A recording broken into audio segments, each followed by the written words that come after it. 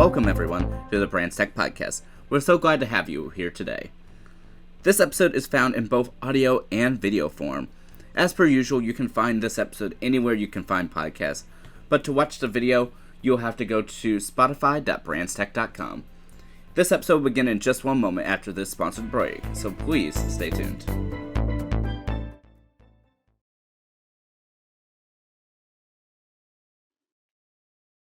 Hello everyone, this is Brandon, and welcome to today's episode of Bran'sTech. I'm really excited to speak with you all here today on the podcast. And so today, I'm very happy to introduce my guest. My guest is a student at Old Dominion University who has an interest in photography, writing, theater, but he has interests that go way beyond that. And so please welcome my guest today, Antonio Velasquez. Thank you so much for being here today. Hey, thank you for having me, man. I'm glad to be here. Oh, yeah, I'm glad to have you here. And so before we go ahead and get into today's episode, I do want to go ahead. First, I'll allow a moment for you to go ahead and introduce yourself. And how are you doing today? I'm doing well myself, early morning, getting around in my day. But yeah, as you guys have already heard about my name is Antonio. I go to ODU for mechanical engineering with an aerospace concentration. Yeah, 18 years old. At the recording this podcast, I will be turning 19 in a couple of days, so that's exciting. Yeah, that's more or less what I've got going on with my life right now. So first of all, happy early birthday. Thank you. Oh, yeah, of course. And so I guess, really, you have so many interests, and it really intrigues me, actually. And so, everything intrigues me, but all your interests definitely really intrigue me. And so I'm actually sort of curious. So for you, what really started you off with being interested within STEM? And then did any of those, I guess, beginnings tie in with all of the other amazing creative stuff that you do? So my interest in STEM actually started all the way back in elementary school. I've always been more or less fascinated with robotics in general and just how robots worked. A good portion of my toys were robots in some portion or another, so that's what got me into it. But one of the things that my region of elementary school did was called the STEM Trifecta Challenge, in which they had elementary school kids participate in building their own robots and to accomplish their own challenges. And that was the coolest thing in the world for me.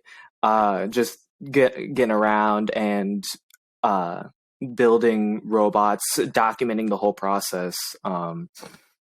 And while our robot was only average the first year that I did it, our documentation process, which we called our e-portfolio, that actually garnered a trophy and an award in of itself, because for third graders, we had the most well-documented e-portfolio out of both elementary schoolers and middle schoolers. So it was something that we took a lot of pride in.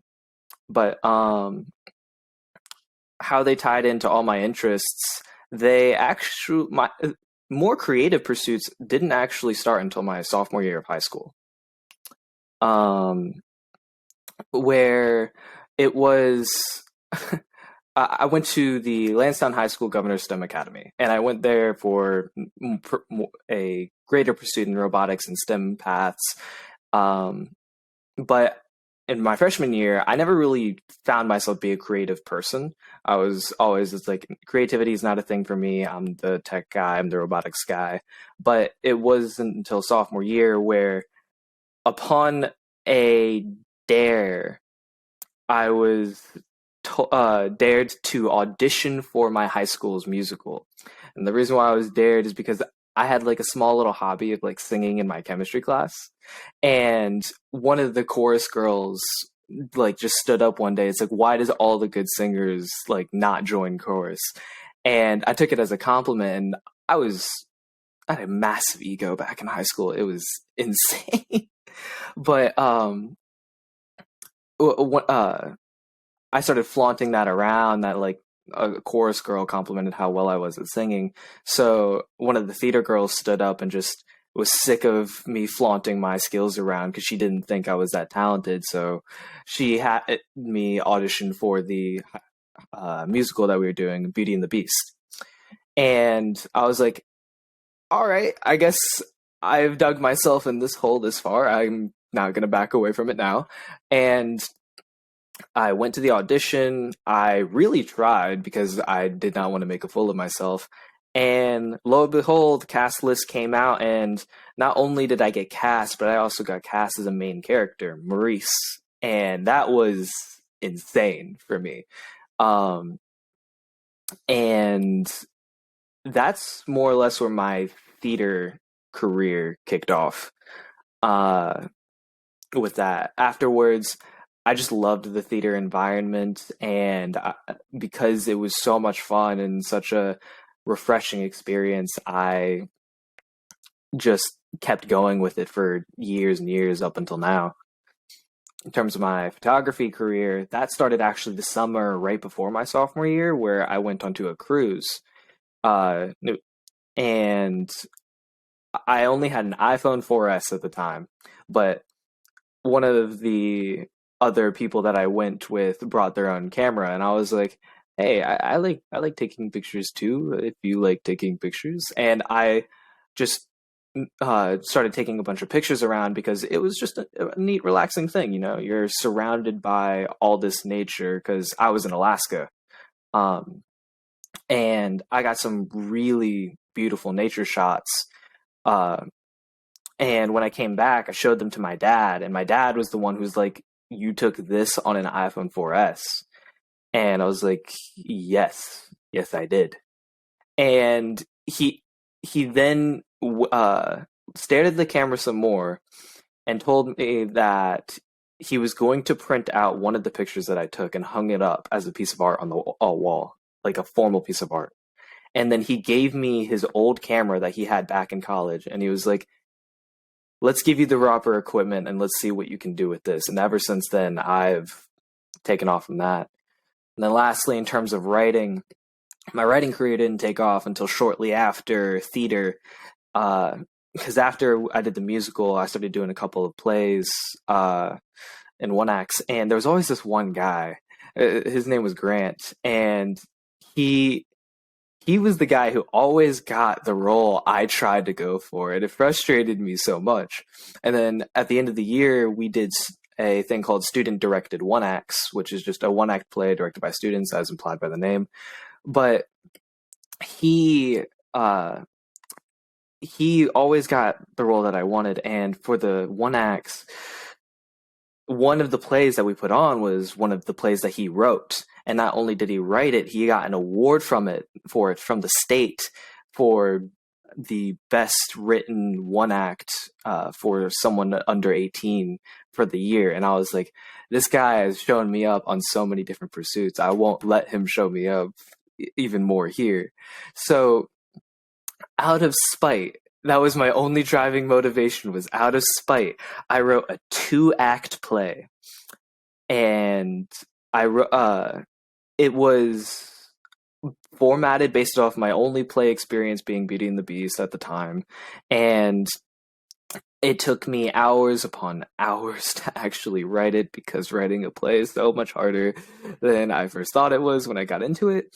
But I did end up finishing it, and to this day, it's come a long way. It had a large amount of time where it was kind of forgotten about, but I reintroduced that play that I wrote to the theater community at ODU, and one person fell in love with the story and fell in love with the writing.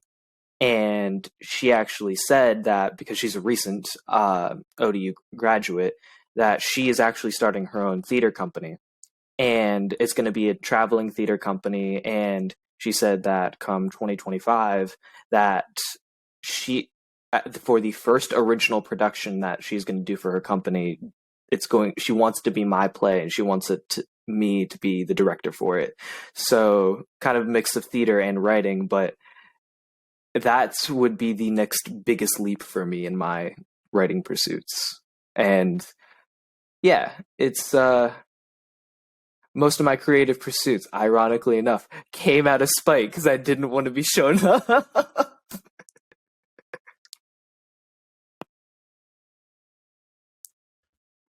Wow, that is extremely intriguing. And first of all, you had a very eventful 10th grade year for essentially like launching like a whole different side of your interest, career, and all of the above. I mean, wow. Like I don't even know what to say after that. Hey man, for me in the 10th grade, that was my creative birth persona, more or less. I was not a creative person, but going on that cruise was what started it. And ever since then, all the pieces fell together and it just hit me all at once. And rather than just let it fade out because of it being unfamiliar, I tried my best to embrace it. And now it's one of my biggest parts of my life.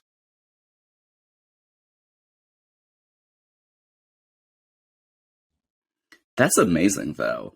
And I mean, and that truly that like you said, it really did from the sounds of it happen all at once. And so out of curiosity, how was your life before 10th grade compared to I guess the summer after 10th grade? Like because that seems like two very different times for you. And like I don't know, I'm really curious as to how it was before then. My life before my 10th grade year, it was very, I, I want to say like formative slash dramatic because uh, it was all focused on like academics as well as my peers around me. Uh, as a kid, I was all known for being it's like, hey, this kid is really smart. Let's throw him into the gifted program. And when I was given my first gifted test in third grade, I failed it. And this was come the era of where it was the first part of gifted kin syndrome, in the sense that kids who have no issues with what grade level they're in and are praised for how great they are grow up to have so little work ethic and so little drive to continue and actually do things despite them being somewhat able to because now they've hit their first roadblock and they don't know how to handle it. Um, I ended up taking the gifted test four times before I ended up passing it. I was in middle school by the time I ended up passing it. And the reason why I kept taking it is because I was just so obsessed with it. And the second and third time that I took it and failed, the part that always screwed me over was English. And it was that creative part that I didn't like. And I found creativity to be more or less a bane for me because it wasn't something that was easily structured like math was for me. Um, and it was ve- I was very easily frustrated as a kid. Multiple times I got in trouble for losing temper and being excessive about stuff that I did. Uh, but beyond that, it when I got to high school, it it was a complete turnaround because in my first week of high school, I said to myself after went through my first week of high school that 1 week was worse for me than the entire 3 years of my middle school career. And it was because I met some really terrible people. This one guy, he harassed me a lot, and I went to a brand new high school that none of my friends went to because I went to an academy high school. So I went away from where I was zoned to go, and the first thing I was met with was just outright harassment and an environment where I was no longer the smartest kid around.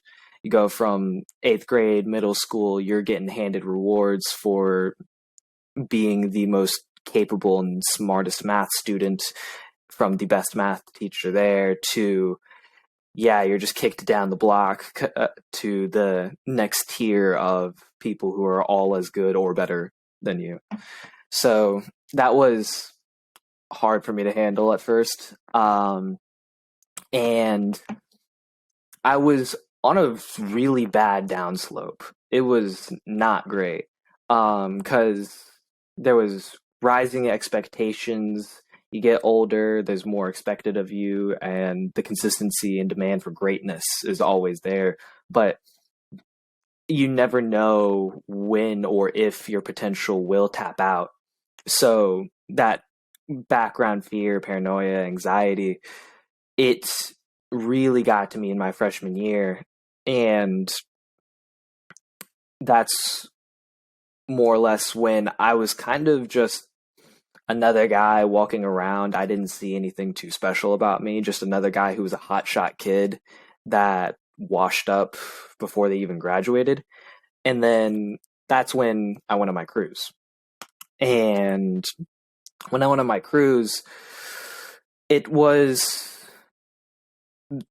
arguably one of the biggest turning points in my life. I didn't see anything of it, and oddly enough, I actually met my third girlfriend on that cruise, and it was crazy because we didn't start dating until several months later, but we kept in good touch, and just meeting someone for a week and continuing and fostering a relationship after that, it helped a lot with what I had going on for the time. But after I met her, that's when all the creative stuff started happening, and I tapped into a new part of my life that wasn't accessible to me before. It was something that I hadn't recognized, and to me, it was a second chance, I guess, in which I currently had my path forward of what I was doing, and it actually wasn't until I'd have to say my junior year in high school when I finally established what my career path wanted to be. Hearing about the Curiosity rover success, that's what drove me to become an aerospace engineer. Doing the Virginia Space Grant Consortium's VEST Academy, that really reset me on my path towards becoming an aerospace engineer. And that kind of settled my organized and structured side. But in terms of my creative side, I hadn't explored that. That was something new for me. So I stayed there a lot of my time. All of my hobbies became surrounding it, and it really made a better person out of me, be it from the actual process of creativity to the community itself, teaching me how to not be such an egotistical hotshot.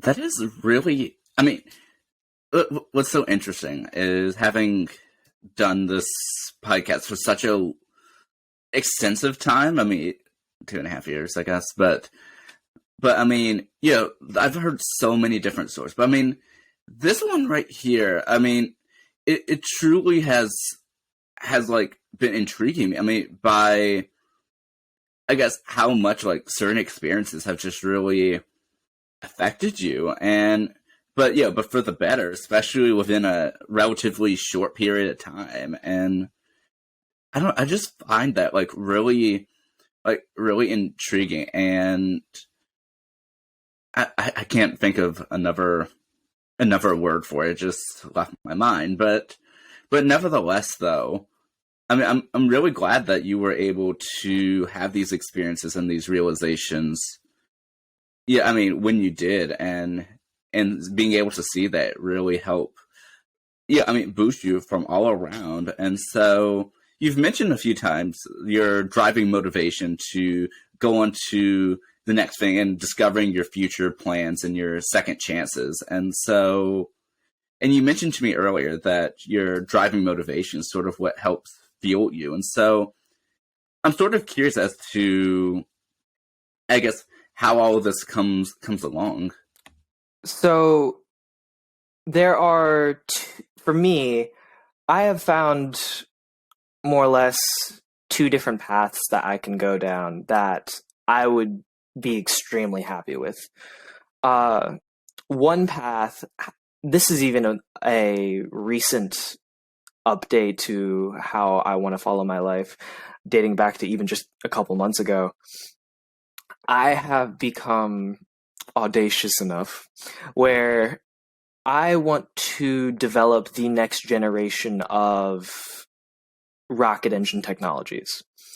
I want to be the head researcher and developer for not just nuclear engine technologies, be it fission and fusion engines, but I also want to develop the next level of speed-based engines in terms of bringing sci-fi to reality and creating sublight engine technologies. I read an article a couple weeks ago about how people are saying that it's light speed is such an impossible feat to accomplish for humanity that even just getting 10% the speed of light, which I believe is 30 million meters per second, is impossible. And for me, I was like, it's impossible for now. It's impossible while we keep saying it's impossible. Um, if you look back on like some of the most well-known scientists in history, they are crowning like achievements. They're crowning achievements, and what they're most famous for is saying, "I don't accept reality as it is. I don't accept what you say is real. I'm going to bring forth my own reality, and this is what I believe to be real." And after they made their claims, they went out of their way and dedicated their lives to getting the evidence and proof to make it real. So I don't want to be a person that looks at the limitations of the world and then just falls in line with it. I want to look at the limitations of the world and say, let's push those further. Because you look at humanity, and that is more or less our drive for our species. We were a species that our first greatest invention ever was fire. And while it's just a natural phenomena, we were the only ones that were able to produce it on command. Then we started developing civilization, culture, sciences, organization. We've come so far because we wanted to push the limits of exactly who we were. And while my career goals are a bit out there in the sense of, it's like, oh, so you're becoming an aerospace engineer, so do you want to like work for SpaceX or Blue Origin or NASA or something like that? It's like, no, I mean, maybe as kind of like a midway stepping stone, but the end goal is to open my own research and development facility that also becomes a contracting facility for those places. Because why would working there be enough for me when I can have them need me as a dependent to fuel their futures? That just seems way cooler to me than anything else. And I don't want just the size of the task to intimidate me, because if I do, then I'm giving up before I've even started. So I'm going to at least try and do as much as I can. And even if I don't make it all the way there, I'm still going to probably be satisfied with what I do anyways, because it's the concept there is like everybody has dreams, but not everybody lives them.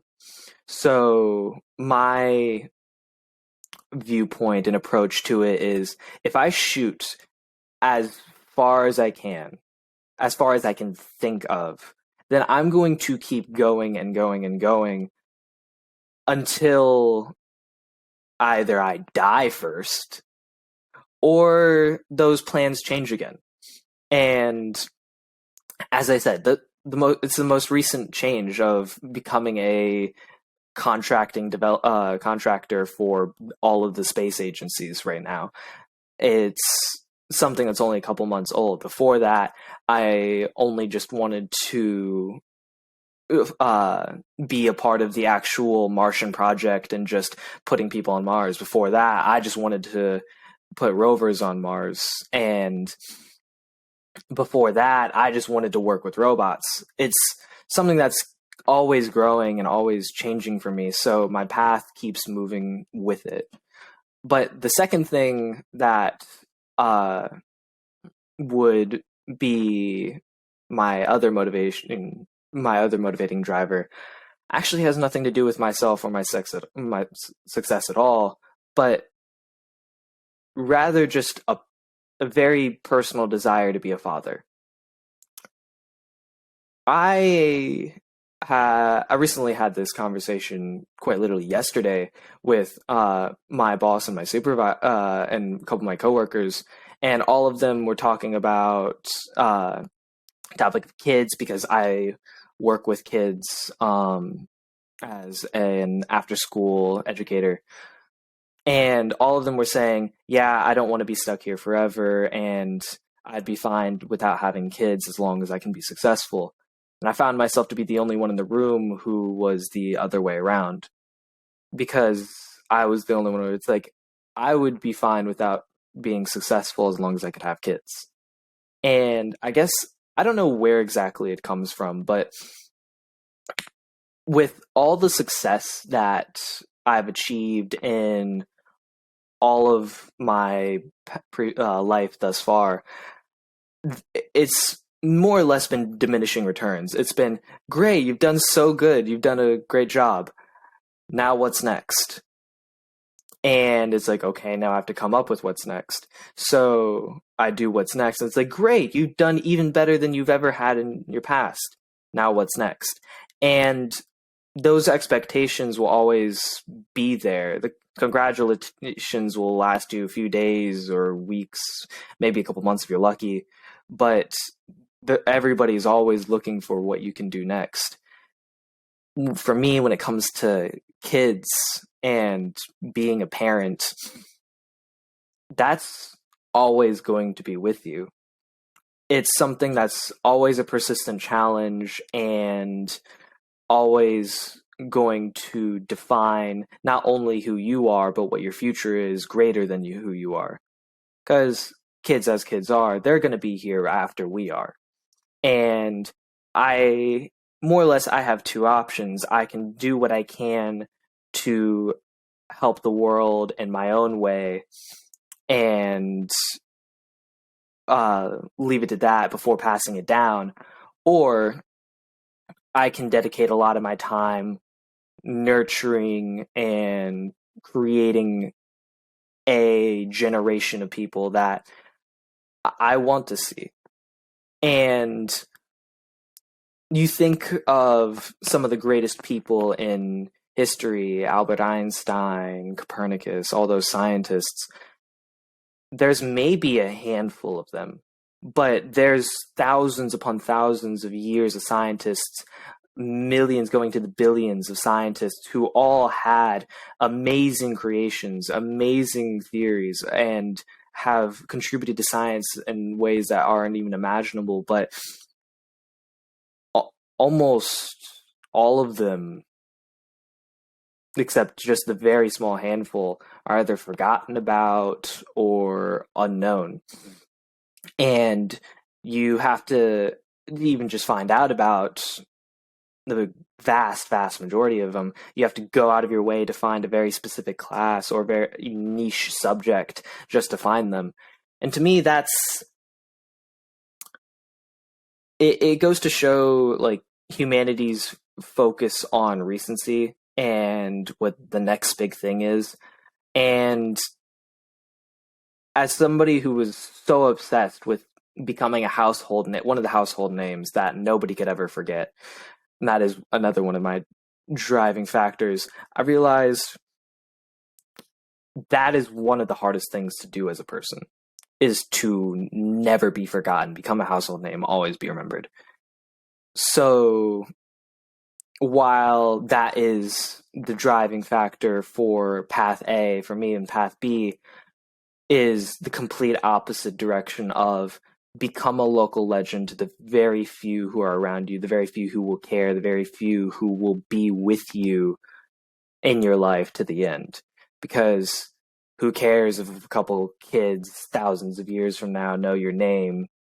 You don't even know who they are. At least you know the people who are here with you now. So do what you can to make the best of your moment now. And for me, that would just be having a family. I want to have that challenge. I find kids to be the most insightful beings on this planet, the most pure beings on this planet. And for all of that there's a lot of people who just see them, it's like, oh, they suck away from your success, they take away from your life. Kids are always frustrating, but you can't help but love them. And from at least my experiences, everybody's described kids as an obligation rather than like a dedication. And for me, I want it to be a dedication. I want it to be, hey, this is someone who I can be proud of. They have been taught everything that they know, either from me or some of their closest peers. And this is the person that I can say is someone that I've created. And for most inventors, you watch all the sympathetic family time movies in Hollywood. All of them are very cheesy when they say it's like, out of all the creations that I made, you're the greatest one I've ever created. That when talking to their kids, and as sappy as it is, I think it's true. And as an engineer, as a person of curiosity and interest, I can't help but believe that kids are as great as they are. Working with them all the time, yes, they're going to be frustrating. I mean, my past work week, I had to write up kids every single day of the week for fighting each other and misbehaving, and they don't listen ever, and they're so expensive. But if that's all we focus on, treating it as the leech as they are, then that's all they ever will be. If we focus on all of their insightfulness, their creativity, their ability to have a fresh blank slate and new perspective, something that we can never have again except for when we are as kids, then they are some of the greatest people on the planet. And why aren't we focusing on them more than anybody else? We have our past greats. They've done what they've done, and they deserve their utmost respect. But once their time is up, we can't remain dependent on them to keep holding us firm. It's always going to be the younger generation.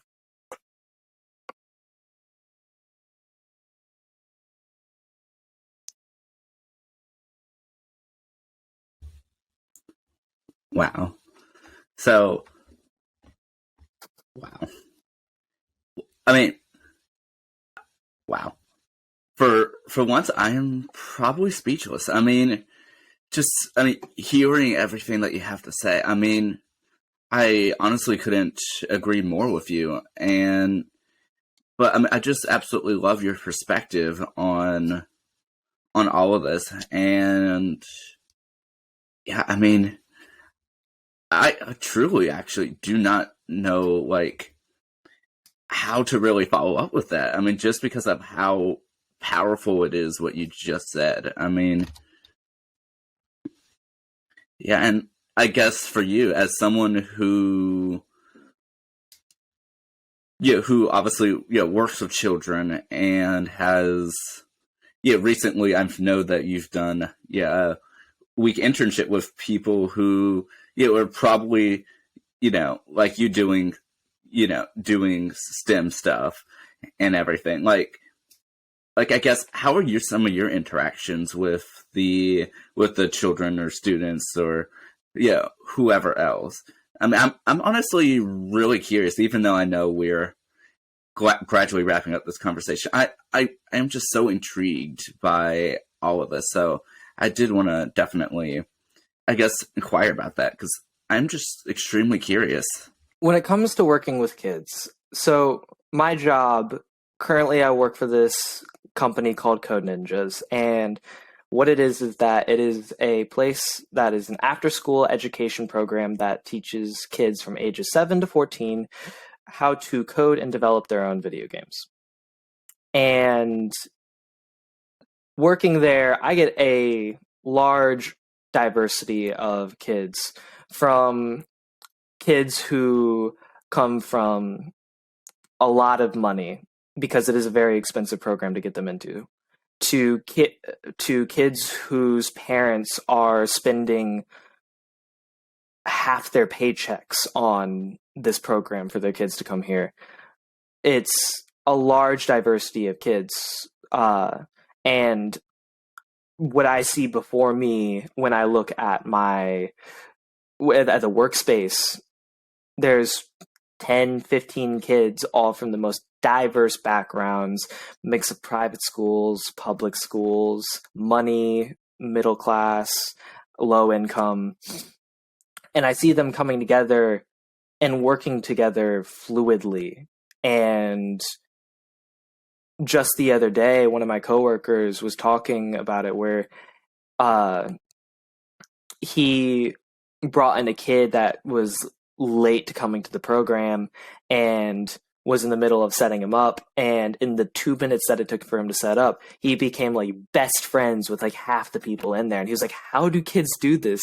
How do they just go up to like 5, 7 other people and immediately become the greatest friends in the world with them? That just is something that he couldn't comprehend, and it's astonishing to even think about then. But with my interactions with kids, the younger kids, I get to understand more or less how their minds work. And it's similar to what my experience was as a kid, in the sense of like life is structured.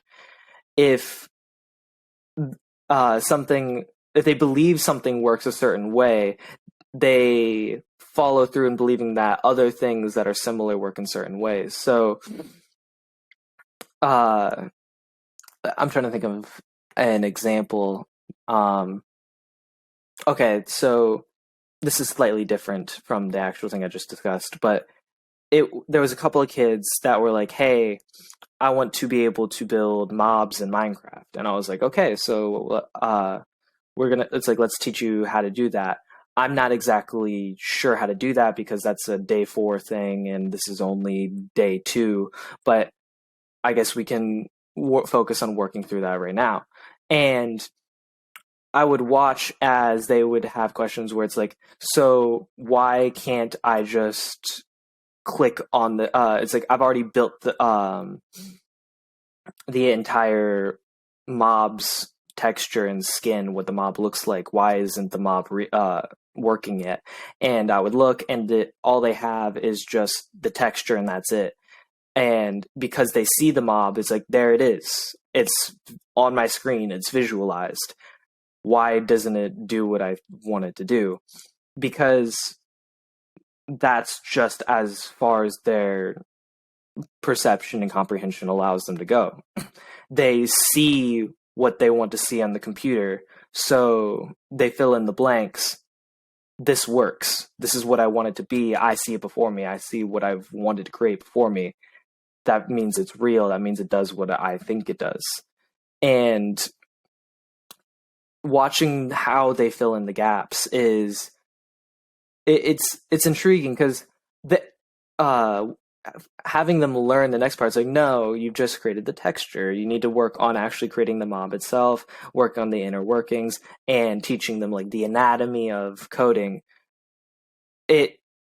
Watching how they learn more than just their own perceptions is one of the more fascinating things about kids, because with society and how adults work and as a whole, we're a very polarized nation.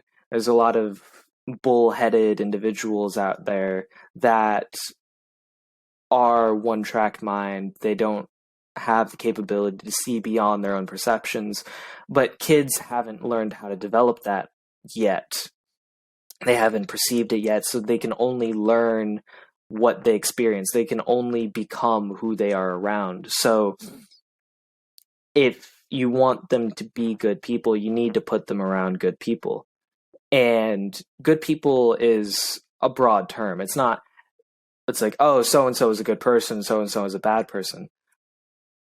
I mean that in the sense of nobody's a saint, nobody is a devil. Like, nobody's going to be the worst person in the world. Nobody's going to be the best person in the world. And you can always say, with every single person that there is on a comparative being, somebody has to be the best, somebody has to be the worst. And that's not exactly the case.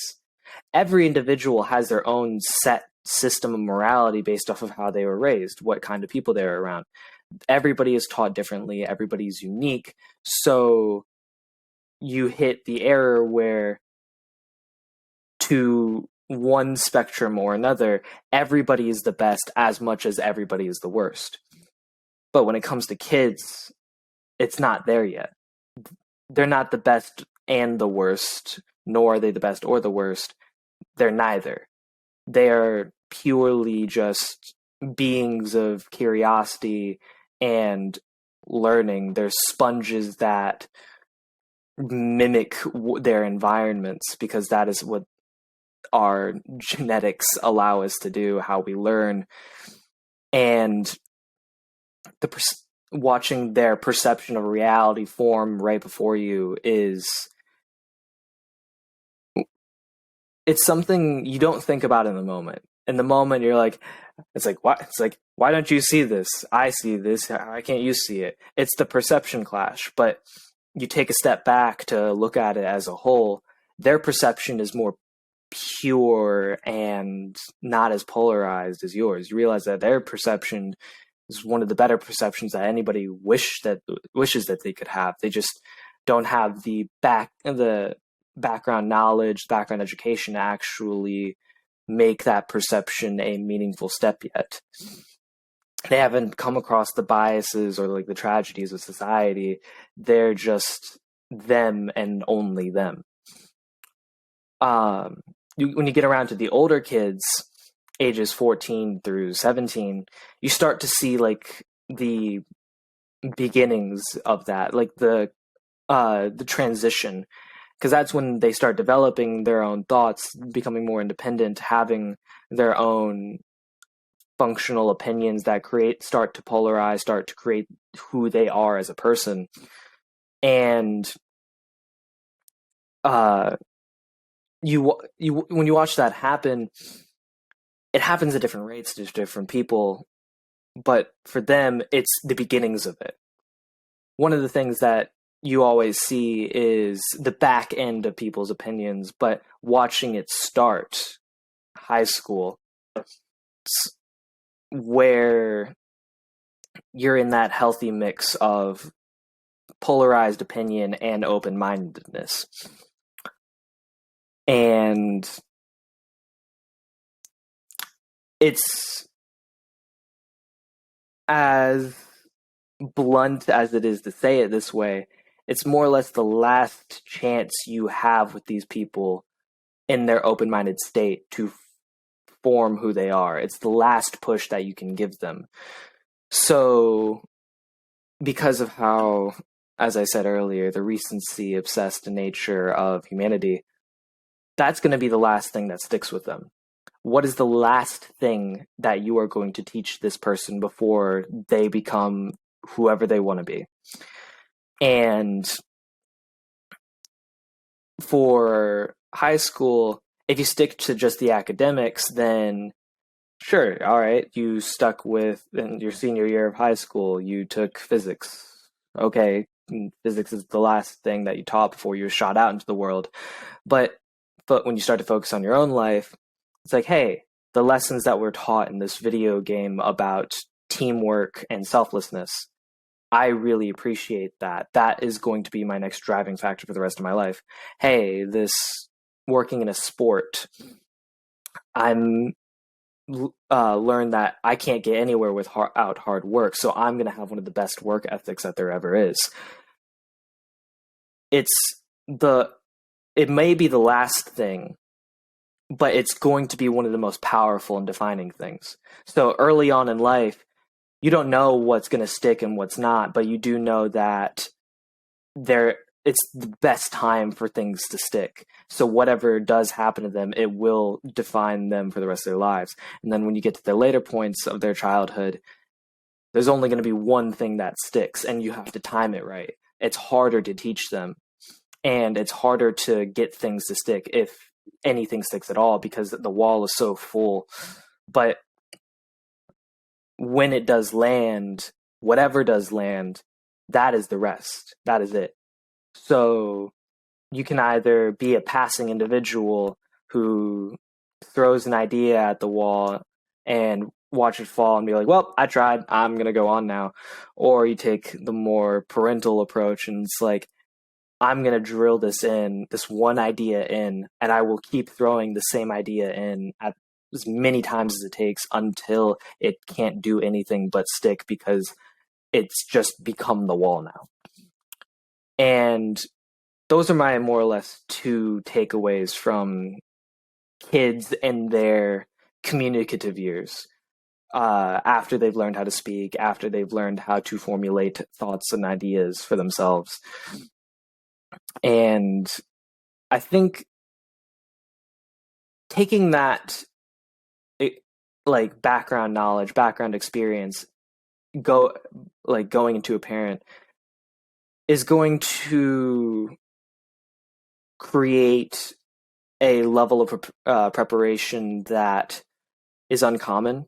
A lot of people have parents that it's either a mix of accidents or a mix of, or even if it's planned, it's one of those things, it's like you can't plan for everything. You focus on child's happiness, child's success, you go into all of that, but going out of your way to understand child psychology, how children work, how children operate, that's for me a new level of understanding that's going to change this child's future for the rest of their life. And I can now use that knowledge I have to better approach my kid in a way that I would only dream of in other lives, if I even was going to be dedicated enough to have a kid in the first place. Just knowing how kids work is a good part of why I want to have kids, because in a very weird way to put it, I want to have my own shot at it, get my own crack, see how good Antonio can do with the whole parenting gig, demean all the parents before me and say it doesn't look that hard.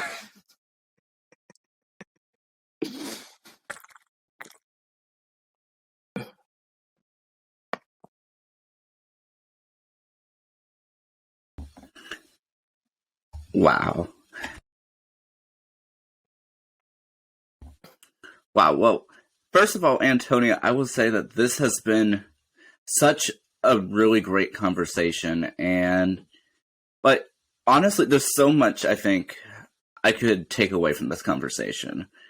And I mean, yeah, I mean, I've taken notes, and I'm certainly will in editing too. But I truly did want to say thank you so much for your insight and for willing to be here today.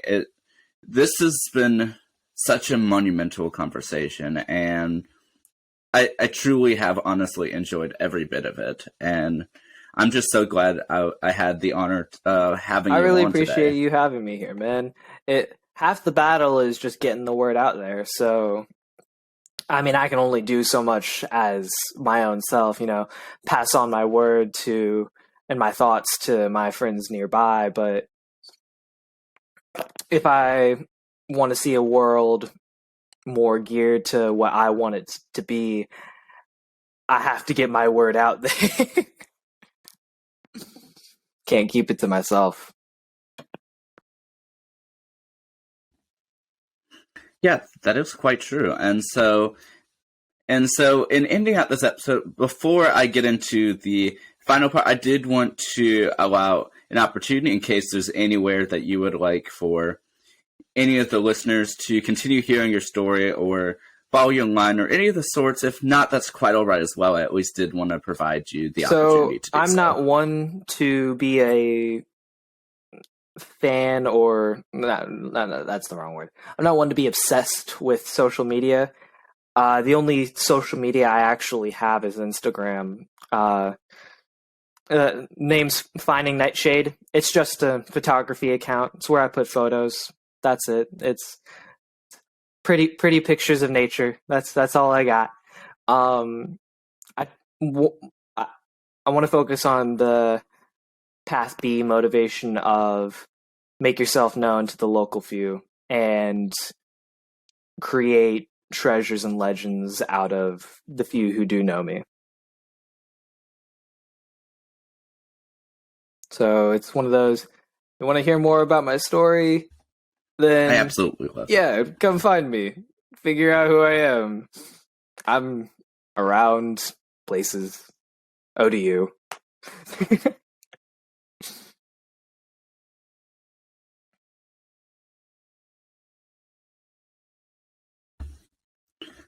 Like I said, I absolutely love that. And like I said, Antonio, this has been such an amazing conversation, but I can't just end here. And so as we're wrapping up this final minute or so, I did want to allow an opportunity to part with a final piece of advice, a life lesson, or whatever the case may be.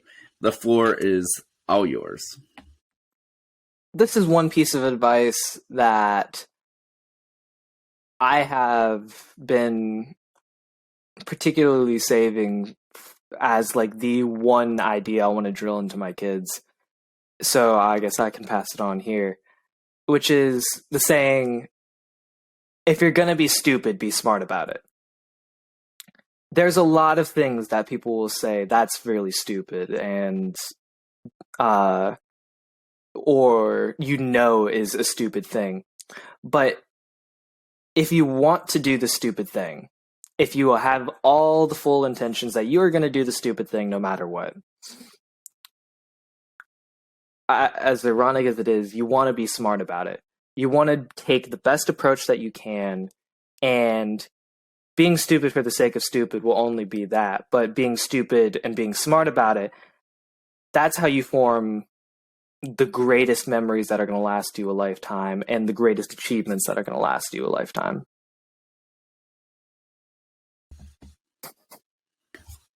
Wow. Well, once again, Antonio, thank you so much for being here, for speaking with us, and I mean, for truly giving us such a great experience for this episode. I mean, like I said, words can't really describe how thankful I am for you being here and for really enlightening us about, I mean, truly your whole story. And I hope that you find much success in sort of helping to, yeah, I guess to really, oh, I can't think of words here.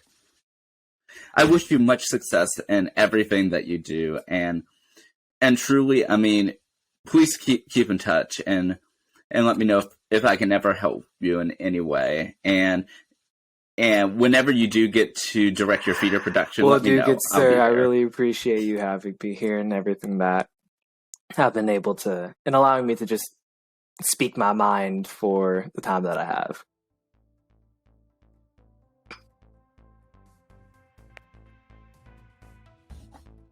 Oh yeah, of course. It's been an absolute pleasure. And for those of you listening, thank you all so much for being here and for listening to another amazing guest. And I'll catch you all later and have a great day. Stay safe, everyone.